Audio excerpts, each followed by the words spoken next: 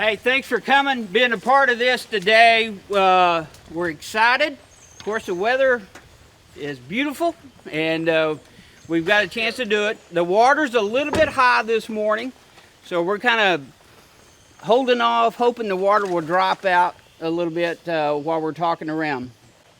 A couple of things. Be sure to wear your mask. I've got mine down while I talk, but be sure to wear your mask. Try to stay 6 foot apart if it possibly can today. Social distance as much as you can. It's an exciting day. Jim Hazelwood, I don't see Jim. There he is. Jim Hazelwood was here when they first planted the brown trout eggs with Dave Whitlock back in the early 70s. And we're excited that he's here to help. So what we're going to do is we're going to get Jim and we're going to get the youngest person here, and they're going to plant the first cutthroat box for us this morning. And that'll be representing the past and Dave's legacy and the future of the cutthroat here in the Little Red River. We were excited about that possibility. TL is here. TL, I can't tell you what he's done for us. TL has basically made this happen. TL's from Mountain Home. He works with the TU in Mountain Home. He supervised the cutthroat egg plantings on the White and the North Fork for many years. And he just said, I'm there, I'm going to help you. You don't worry about it. We're going to make it happen. And so he and I talk just about every day, and he's assured us that this is going to happen. He brought the eggs with us and with him. And so we're going to have, we're going to be listening to him. He's going to give us instructions. TL, I know you got about 50,000 rods and reels, but we just wanted to present to you a fly rod reel, a little free weight, maybe something you can play with. Right. Thank you so much. Y'all didn't need to do that, but I really do appreciate it. All right. You can't have too many fly rods. Thank you. Absolutely. All right, TL, give us the instructions. It's good to see everybody that's excited about it. I just want to kind of give you a little history of what we've been doing up in the Mountain Home area on the White and the North Fork and whatnot. But Dave Whitlock's a good friend of mine, and he, invented or modified, the Whitlock Vibrant Box, which is where we put the eggs in. And basically, this cooler right here has got 50,000 Bonneville cutthroat and trout eggs in it right here. And basically, though, I talked to Dave about planting eggs and whatnot, and we thought, we wanted to put a different strain of fish in the river, and we went to Game Fish, and they were cooperative with us and said, okay, y'all can do it. We decided we're going to do it for 5 years. You can't just do it for 1 year. It's just like Mother Nature. Some years you have a good spawn, some you don't. So we've done it for 5 years. This year's going to be the first year we don't. We're going to not do it for about 3 years and just see. There's no better feeling than when you are involved in this project today and then you come back in a few years and catch a 15, 16 inch Bonneville cutthroat on a dry fly. It's a pretty good feeling.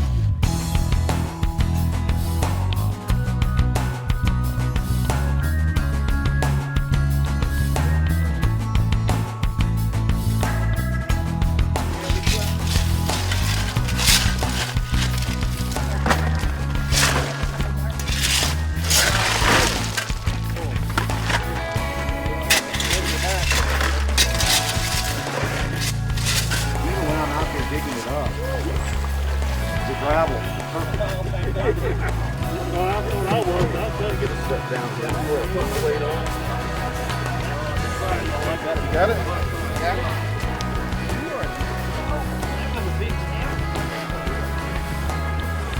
gonna go on down this rock. Got it?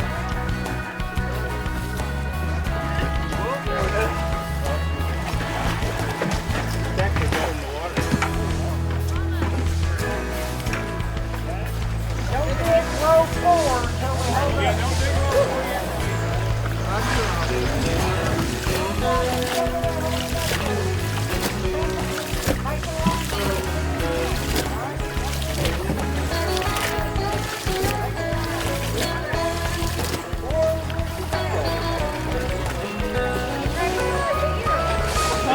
Who's got the big area?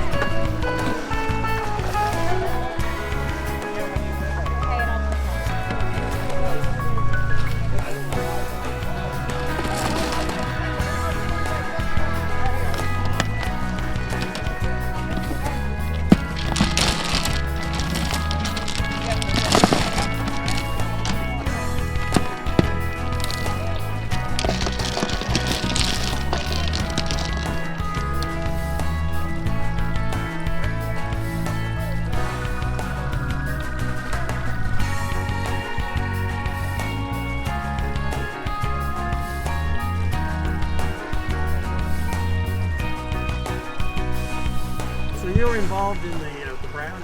Yeah, but I mean, it's so long ago. It's like a dream.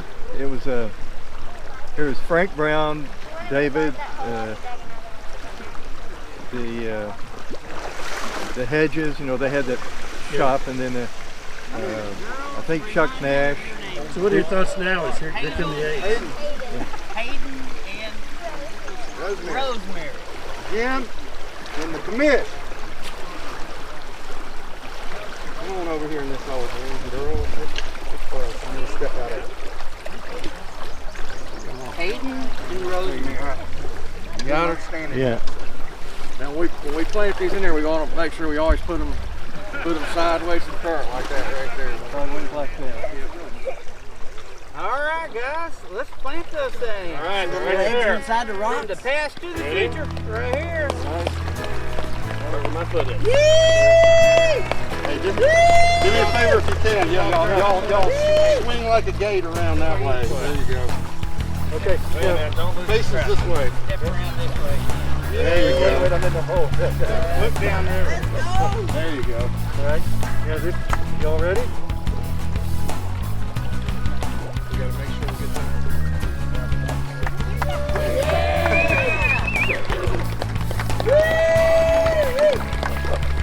Right here.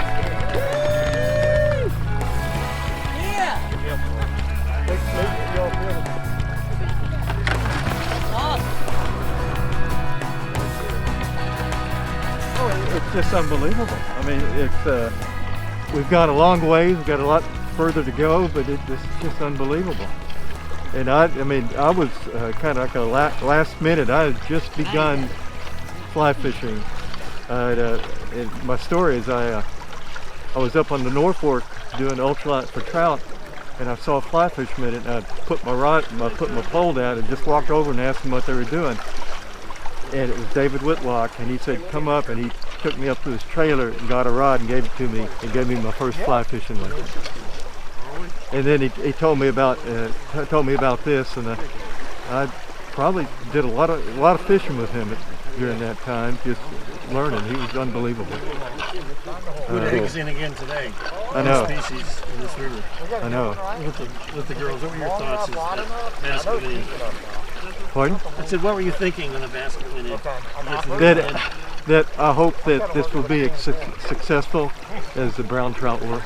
That's what I was hoping. And I bet it will be. This is a great river. I'll put my foot wherever the hole is. Come stand right on top of me. Okay, perfect. Got it? Yep. All right, who's got rocks? Right here. All right, so what do we do? Just put the rocks immediately on top, or how's it go? Yep, we'll get it down and then go ahead.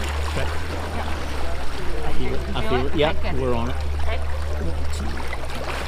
All right, sweet. It was an interesting challenge to try to work with our trout team to balance out the one live wild brown trout river in Arkansas with introducing a new stream. So it was there's a lot of support from the Game and Fish staff, but there was a lot of concern about impacting the resources here. But we've had tremendous success on the Norfolk River and White Yes. with the Bonneville Center. Yes. Do you think that laid the groundwork?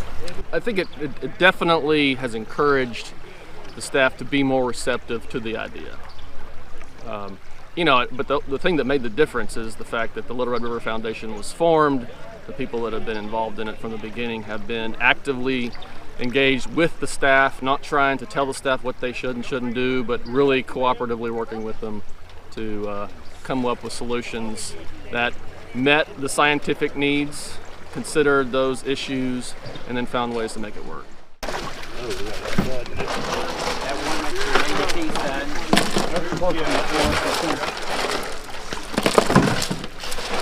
I think you guys had a really great turnout today. We're really, really excited to be part of the event, and obviously great partners. It's really nice to see so many groups come together and work for something like this, so we're really excited. What about the whole scientific side of this, introducing a new species to Lowell? That's cool.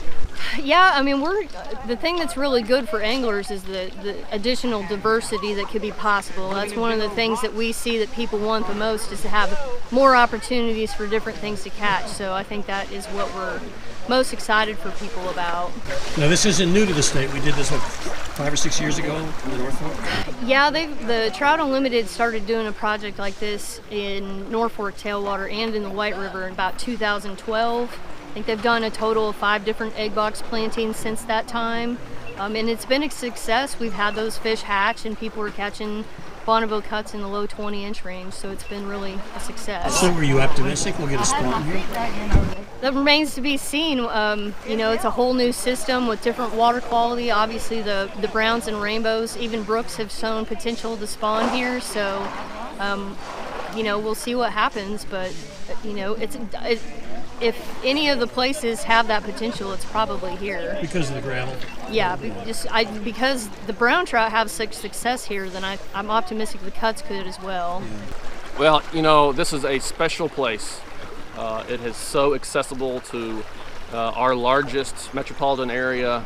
Within an hour and a half of downtown Little Rock, you can be standing right where we are today. And it's an extraordinary resource that needs to be protected. All right. Here we go.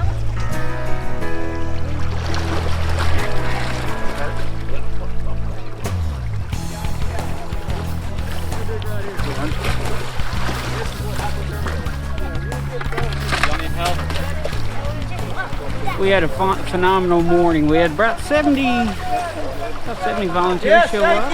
Planted over 50,000 cutthroat eggs. Cooperation of 5 river organizations: Arkansas Fly Fishers, Mid-South Fly Fishers, Trout Unlimited, 722 Trout Unlimited, North Arkansas, and the Little Red River Foundation all came together to plant the cutthroat eggs. Just excitement to see the young people involved with this project. Everybody coming together. Just can't wait 2-3 years to see how the cutthroat survive, which we believe they will survive. We've got a beautiful area for them to swim around, and we'll have the opportunity to catch them in about 2 or 3 years. Pretty remarkable to watch people who've never done this before turn into a factory floor on a river. That's right. Good cooperation, worked well together. We were all new at this, and everybody had a job, and they did it, and we knocked it down in about 2.5 hours. Pay off for our generations to come. Absolutely. That's the reason we wanted the young kids involved in planting the last box, and also they're going to see the rewards of this effort today, years to come. Proud moment for you. Absolutely. Can't. It's exciting to see here on the Little Red River.